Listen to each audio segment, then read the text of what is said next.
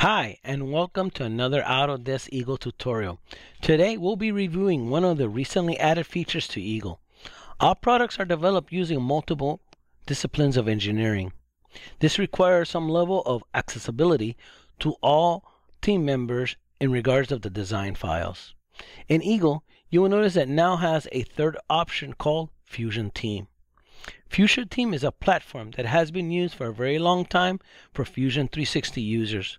This provides all members of a team the capability of reviewing and comment on a project without the need of having the actual application.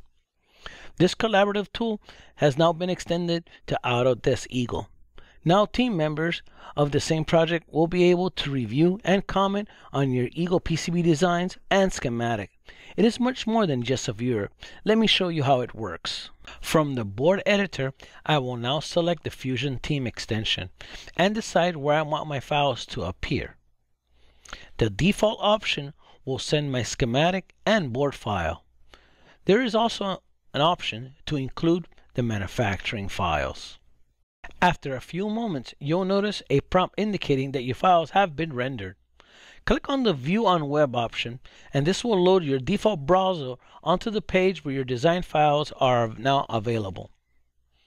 From this main page, you could actually manage your team members that are going to have access.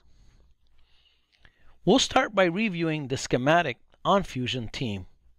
Now that the schematic has loaded, please notice the option menu located at the bottom of the screen. Functions such as markup comments and layer selections are available. Every time someone from the team loads the schematic and adds comments, a new version will be created. This will help review the progress of the project. There is a download option on the top right corner of your screen.